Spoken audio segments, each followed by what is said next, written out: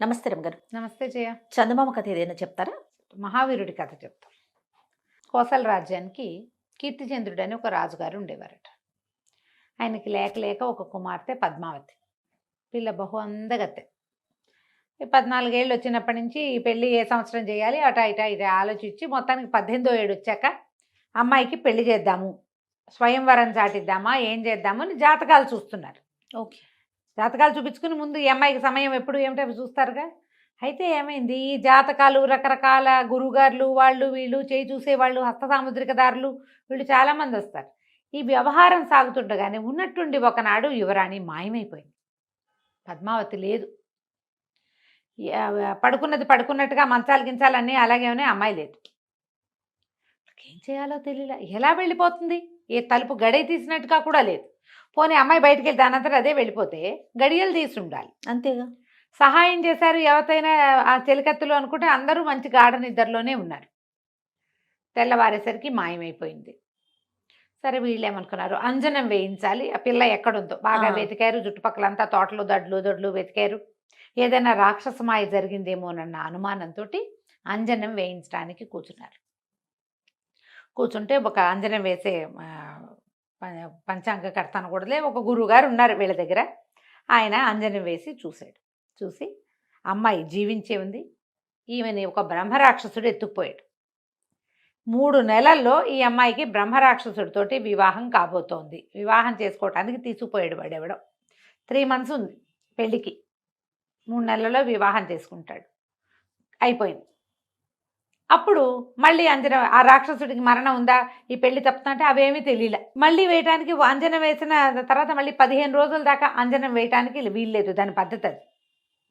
వీళ్ళకి ఏం చేయాలో తెలియలే. అయితే ఒక మంత్రి గారు అన్నారు, దాందే ఉంది మహాప్రభు, మన రాజ్యం నిండా సాహసవంతులే బోళ్ళంతమంది, సాహసికులు చాలామంది ఉన్నారు. శౌర్య ప్రతాపాలకి కోసల రాజ్యం పెట్టింది పేరు. ఓకే. సైన్యం చాలా పెద్దది మంది. చాటింపేయిద్దాం. ఎవరైతే రాజకుమార్తెని బ్రహ్మరాక్షసుడి నుంచి రక్షిస్తారో వాడికి ఇచ్చి వివాహం చేస్తాము రాజకుమార్తెని. ఒకతే పిల్ల కాబట్టి ఆటోమేటిక్గా రాజ్యం బాగుందిగా. బాగుంది. చాటింపేశారు. చాటింపేస్తే చాలామంది మేం చేస్తామని రకరకాల జాతుల వాళ్ళు, ఏ జాతి వాడైనా వివాహం తప్పకుండా చేస్తానని రాజుగారు ప్రతిజ్ఞ చేశాడు. ఏ జాతి వాడికైనా చేస్తానంటే చిన్న పెద్ద సైనికులు, సైన్యాధికారులు, దండనాయకులు, చిన్న చిన్న గణాధ్యక్షులు, సామంతులు, వాళ్ళకి చిన్న దుర్గాల దుర్గాధిపతులు అందరూ తయారయ్యారు. ఈ బ్రహ్మరాక్షసుడు ఎక్కడున్నాడు అనేది కూడా మళ్ళీ 15 రోజుల్లో వీళ్ళకి తెలిసిపోయింది. ఆ రాక్షసుడు ఫలానా చోటు ఉన్నాడు. అయితే ఇప్పుడు రాక్షసు సంహారం చేసి పిల్లని తేవాలి. అయితే రాక్షస సంహారం చేయటానికి గుంపంతా వెళ్ళేసరికల్లా వీళ్ళకి ఒకడు అడ్డం పడ్డాడు. ఏ అడవిలో, ఏ వింధ్యాటవిలో బ్రహ్మరాక్షసుడు ఉన్నాడని వీళ్ళు తెలుసుకున్నారో ఆ వింధ్యాటవి ముఖద్వారం దగ్గరే మహావీరుడు అనేవాడు ఒకడు కాచి కూర్చున్నాడు. వచ్చిన ప్రతి వాళ్ళని నాతో యుద్ధం చేయండి, తర్వాత రాక్షసుడితో చేదురుగాని అంటాడు. వాడి చేతిలో ఓడిపోయి తిరిగి వచ్చేస్తున్నారు. వాడేం చంపట్ల ఎవరిని. నువ్వు నన్నే చేయలేదు, బ్రహ్మరాక్షసుడు నువ్వేం చేస్తావు పోపో అంటాడు. ఇక రోజులు గడుస్తున్నాయి. ఈ కౌశాంబి నుంచి, ఈ కోసల రాజ్యం నుంచి గుంపులుగా వెళ్ళటము, ప్రతివాడు వాడితో ద్వంద్వ యుద్ధం చేయటం, వాడి చేతిలో ఓడిపోవటం, తలకాయ దించుకుని మా వల్ల ఏమవుతుందని వచ్చేస్తున్నారు. రోజులు గడిచే కొందికి ఆ రాక్షసుడు అమ్మాయిని వివాహం చేసుకునే దినాలు దగ్గరకు వచ్చేస్తాయి కదా. ఈ రాజుకి వాళ్ళకి అర్థం కాల. తమ సైన్యాధ్యక్షుడిని పంపించినా వాడు చితకొట్టి పంపేశాడు వెనక్కి. దండనాయకుడిని పంపిస్తే చితకొట్టి పంపేశాడు.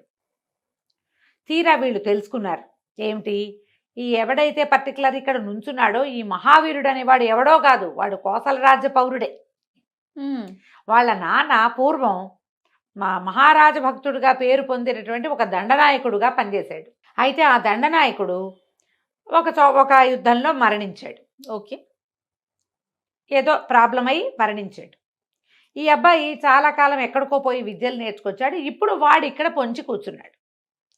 రాజుగారికి ఏం చేయాలో అర్థం కాల. అక్కడి నుంచి వాళ్ళ అమ్మ ఎక్కడుందో వెతుక్కున్నారు. ఆవిడ కోసల రాజ్యంలోనే ఉంది. ఆ అమ్మ దగ్గరికి వెళ్ళారు. వెళ్ళి మీ వాడు రాజద్రోహిగా ప్రవర్తిస్తున్నాడు, రాజకుమార్తెను తేవటానికి వెళ్ళిన వాళ్ళందరినీ అడ్డుకుంటున్నాడు, వీడు సరైన వాడుగా ప్రవర్తించట్లేదు, నీ భర్త రాజభక్తుడు, చివరి ఏదో ఇబ్బంది అయ్యి అతను మరణించాడు, ఊరు పేరు లేకుండా పోయాడు, వీడు కూడా అలాగే చేసేలాగా ఉన్నాడని రాజుగారు అనేసరికల్లా ఆవిడ కాదు కాదు మహాప్రభు మావాడు మహారాజ భక్తుడు, మామూలు భక్తుడు కాదు, మహాభక్తుడు వాడు. అసలు రాజ్యానికి చెడుపు తెచ్చే అడ్డ పేరు తెచ్చే పని చెయ్యనే చెయ్యడు, అలాంటి వాడు కాదు. వాడికి పరమ రాజభక్తి, చాలా రాజభక్తి. వాడు ఇలా చేయటానికి ఏదో కారణం ఉండుంటుంది. ఏం కారణం ఉందో తెలీదు. వాడు అసలు నిజానికి అక్కడికి వెళ్లే ముందు నా దగ్గరికి వచ్చి, అమ్మా నేను బ్రహ్మరాక్షసుని సంహరించదలుచుకున్నాను, నాకు ఆశీర్వాదం దీవించు అని దండం పెట్టి వెళ్ళాడు. చిన్నప్పటి నుంచి నా భర్త వాడు చిన్నప్పుడే చనిపోయాడు, ఊరు పేరు లేకుండా పోయాడని, నీకు అలాంటి చావు రాకూడదని నేను ఎప్పుడు చెప్పేదాన్ని. దాంతో మావాడు, అమ్మ ఈ మరణం లేకుండా, అంటే ఊరు పేరు లేని మరణం లేకుండా ఎవరైనా నన్ను ఎదిరించేవాడు లేని వరాన్ని పొందుతాను నేనని నా దగ్గర నుంచి వెళ్ళిపోయాడు. చిన్నప్పుడే 14 ఏళ్ల వయసులోనే వెళ్ళిపోయాడు. 10 సంవత్సరాలుగా వాడు ఎన్ని చోట్ల తిరిగి ఎన్నో విద్యలు నేర్చుకున్నాడు. మహావీరుడు వాడు, పేరుకు తగ్గట్టే. పైగా రాజభక్తుడు. కోసల రాజ్యం అంటే మా పరమ ప్రీతి. వాడు ఎక్కడెక్కడో ఉన్నాడు, నన్ను తీసుకెళ్ళలా, వాడు మళ్ళీ వెనక్కే వచ్చాడు. పైగా బ్రహ్మరాక్షసుని చంపుతానని దీవెనలు అడిగాడు నన్ను. అతను ఎందుకు ఇలా తిరగబడుతున్నాడో నాకు కూడా తెలియటం లేదండి. మా అబ్బాయి అలాంటి వాడు కాదని ఆవిడ ఏ ఒట్టు పడితే ఆ ఒట్టేసి. రాజు మంత్రి ఏమన్నది, మరి ఏదో మతలబు ఉంది ఇక్కడ, ఏమిటి ఉంది ఇక్కడ చూద్దాం అనుకున్నారు. సరే వీళ్ళేమనుకున్నారు, ఇట్లా సైనికులు మామూలు వేషాలు వేసుకెళ్తే రండి నా మీద కత్తి యుద్ధానికి అంటాడు వాడు. అలా కాదని ఒక రైతు కూలి వేషం వేసుకుని, రైతుల వేషాలు వేసుకుని రాజుగారు మంత్రి గారు అక్కడికి పోయారు. మహావీరుని చూస్తే ఆశ్చర్యపోయారు. వాడు మంచి చువ్వలా ఉన్నాడు. అసలు కత్తిడాలు చేస్తే వాడు త్రిపురాంతకుడులాగా కనపడుతున్నాడు. మంచి అంటే ఏదో దుష్టబుద్ధి అలాంటివి ఉన్నవాడిలాగా లేడు. చాలా ప్రశాంతమైన వదనము, చాలా క్లారిటీ ఉన్న మొహం వాడిది. వీళ్ళకి అర్థం కాల. వీళ్ళు అక్కడ ఉండగానే ఒక గుంపు వచ్చింది, దండనాయకుల గుంపు. వాళ్ళందరినీ చితకొట్టి పంపేశాడు. నన్ను ఓడించి లోపలికి వెళ్ళండి వింధ్యాటవిలోకి అంటాడు. సరే అడిగారు వీళ్ళు, నాయన ఏమిటో నువ్వు ఇక్కడ ఎందుకున్నావు, ఏం చేస్తున్నావంటే, మరి కోసల రాజ్యం తాలూకు వీళ్ళందరివి ప్రతాపాలు గమనిస్తున్నానండి అన్నాడు. గమనిస్తావు సరే, గమనించడం ఎందుకంటే అది కాదండి, నేను ఇక్కడ వెయిట్ చేస్తున్నానా, వీళ్ళందరూ వచ్చారు, ఒక్కొక్కళ్ళు వస్తున్నారు, వీళ్ళు నన్నే మానవుణ్ణి జయించలేకపోతే బ్రహ్మరాక్షసుని ఎలా జయిస్తారు? ఎవడైనా నన్ను ఒకడు కొట్టి బ్రహ్మరాక్షసుని జయిస్తారేమోనని చూస్తున్నా, వీళ్ళు నా దగ్గరే ఓడిపోతున్నారు, అందుకని పంపించేస్తున్నాను అన్నాడు. అనేసరికల్లా ఈ మంత్రి గారు అన్నాడు, మరి అలాగైతే నీకు అంత ప్రతాపశాలి అయితే నువ్వే వెళ్ళి మా బ్రహ్మరాక్షసుని చంపచ్చు కదటోయ్ అని అడిగారు. అడిగితే ఎందుకు చంపకూడదండి, లక్షణంగా చంపచ్చు, నేను చంపడానికి రాజుగారు అడ్డం పడుతున్నాడండి అన్నాడు. వాళ్ళకి అర్థం కాదు, రాజు అడ్డం పట్టం ఏమిటి, రాజు చక్కగా పిల్లనిచ్చి పెళ్లి చేస్తానన్నాడు కాదు అన్నాడు కదా, అదే కదండి సమస్య, నా సమస్య అదే అనేసరికి వీళ్ళకి అర్థం కాలేదు. ఏమిటి నీ ఉద్దేశం ఏమిటి, నువ్వెందుకు చంపవు బ్రహ్మరాక్షసుడు అంటే, ఆయనేమో పిల్లనిచ్చి పెళ్లి చేస్తానన్నాడండి, నాకు ఆ పిల్ల వద్దు, అందుకని ఇక్కడ వేచి ఉండి వీళ్ళందరూ చచ్చిపోవటం ఎందుకు, ఎవడు నన్ను జయించగలడో వాడు బ్రహ్మరాక్షసుడిని కూడా జయించగలడు, ఎందుకంటే నేను ఒక ముని వల్ల వరం పొందాను, నన్ను ఎవ్వరూ ఎదిరించలేరని, నన్ను ఎదిరించగలిగిన వాడే వాడిని చంపగలుగుతాడు. అసలు ఏమిటి, ఎందుకు పెళ్లి చేసుకోవు నువ్వంటే, నేను ముని దగ్గర వరం పొందానండి, ఒక 10 సంవత్సరాలు వీరోచిత విద్యలు నేర్చుకున్నా, ఒక మునిగారిని ఒక విపత్కర పరిస్థితిలో రక్షించాను, ఆయన అబ్బాయి నువ్వు ఎవరినైనా ఎదిరించగలవు, నిన్ను ఎదిరించే మానవుడు లేడు లోకంలో, నీకు అంత శక్తి ఇస్తున్నావు అన్నాడు. అయితే నువ్వు మానవాతీత శక్తిని కూడా నువ్వు జయించగలవు, కానీ నువ్వేదైనా మానవాతీత శక్తిని అంటే ఈ బ్రహ్మరాక్షసులు, పిచ్చచ్చాలు, దయ్యాలు, గంధర్వులు, యక్షులు, కిన్నరులు, కింపురుషులు ఉన్నారు కదా, అవును, వాళ్ళని ఎవరినైనా నువ్వు జయించాలంటే నీ తల్లి దీవెన అవసరం. నువ్వు 10 సంవత్సరాలుగా మీ అమ్మ చేత అన్నం తింటలా, నువ్వు బయట ఉన్నావు, మానవుడికి ప్రధాన రక్ష వాడి తల్లి దీవెన.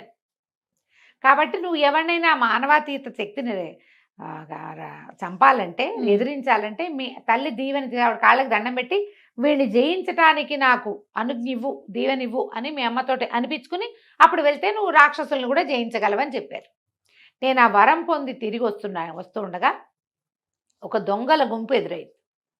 ఆ దొంగలు ఒక పల్లెటూరులో ఒక చంద్రిక అనే మహాద్భుత సౌందర్యవతి అయిన ఒక పిల్లని చూసి ఆ దొంగల నాయకుడు ఆ పిల్లని మోహించాడు.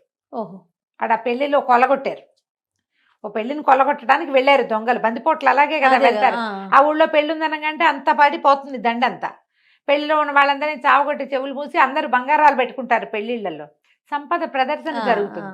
మొత్తం సంపదంతా కొల్లగొట్టి ఆ పెళ్లి కూతురు అద్భుతంగా ఉన్న ఒక పల్లెటూరి పిల్ల చంద్రికని చూసి దాన్ని పెళ్లి చేసుకోవాలని నిశ్చయించుకుని, పెళ్లి చేసుకోవడానికి కన్యాదానం చేయడానికి వాళ్ళ అమ్మని నాన్నని కూడా తీసుకుని పెళ్లి చేయడానికి పురోహితుడిని కూడా తీసుకుని వెళ్తున్నారు. ఆ పిల్ల గోల్మని ఏడుస్తోంది వీడిని పెళ్లి చేసుకోవటానికి, ఆ దొంగ వెధవని. అక్కడి నుంచి వాళ్ళ అమ్మా నాన్న కూడా దుఃఖిస్తున్నారు. పురోహితుడు నెత్తి మీద చేతులు పెట్టుకుని ఉన్నాడు. ఎప్పుడైతే వాళ్ళు ఎదురుబడి వీళ్ళు ఏడుస్తున్నారో ఈయన ఈ కుర్రాడు మహావీరుడు తన శక్తిని పరీక్షించడానికి ఆ పెద్ద పెద్ద మంచి బ్రహ్మాండమైన పర్సనాలిటీస్ ఉన్న ఆ దొంగల దండుని ఎదుర్కొన్నాడు.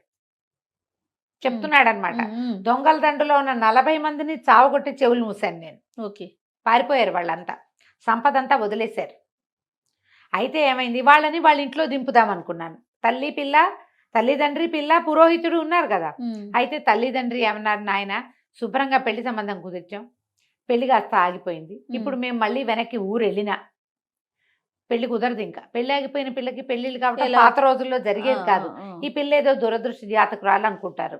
ఈ వచ్చిన దొంగ వెధవుల పెళ్లి వాళ్ళని చావచిత కొట్టారు. పెళ్లి కొడుకు ఏ స్థితిలో ఉన్నాడో కూడా తెలియదు. వాళ్ళు చిచ్చి మీ సంబంధం మాకు వద్దనొచ్చు. మరి ఇప్పుడు మా పిల్ల బతుకు ఏమిటి? పెళ్లి జరగదు దీనికి. ఇంకా కన్యాదానం చేయటానికి మేమిద్దరం ఉన్నాం, అమ్మా నాన్న.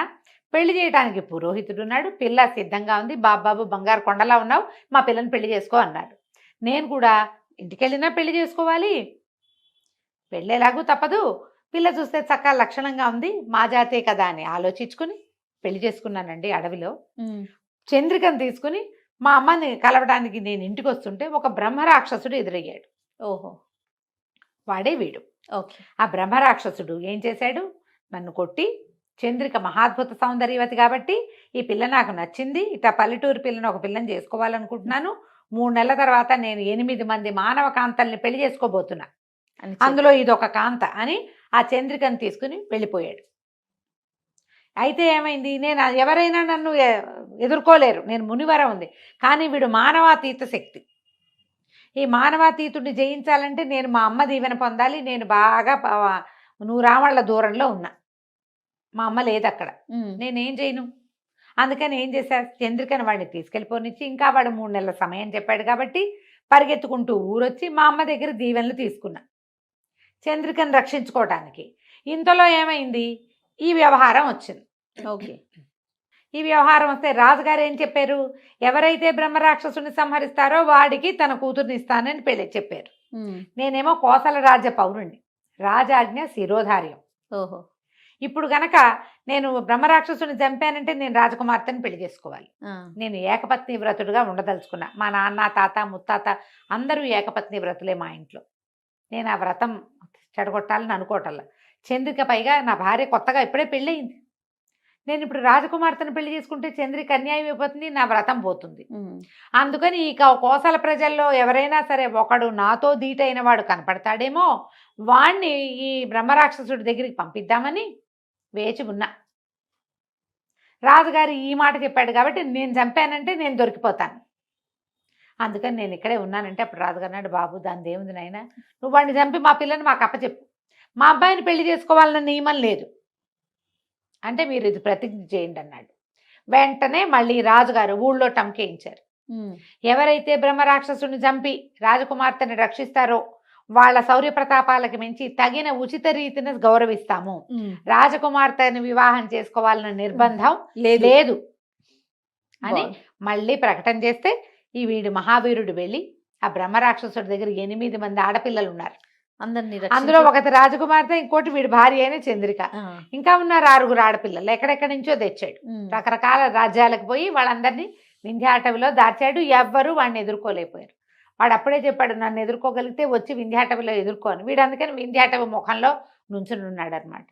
లోపలికి వింధ్యాటవిలోకి వెళ్ళి ఆ బ్రహ్మరాక్షసుడిని ఎదుర్కొని వాడిని చంపేసి, ఎందుకంటే వీడికి అమ్మ దీవెన లభించింది, 8 మంది ఆడపిల్లల్ని ఫ్రీ చేశాడు.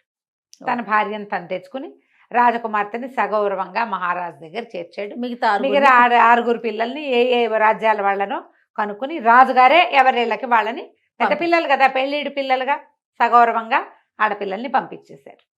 రాజకుమార్తెకి తర్వాత కాలంలో వివాహం జరిగింది.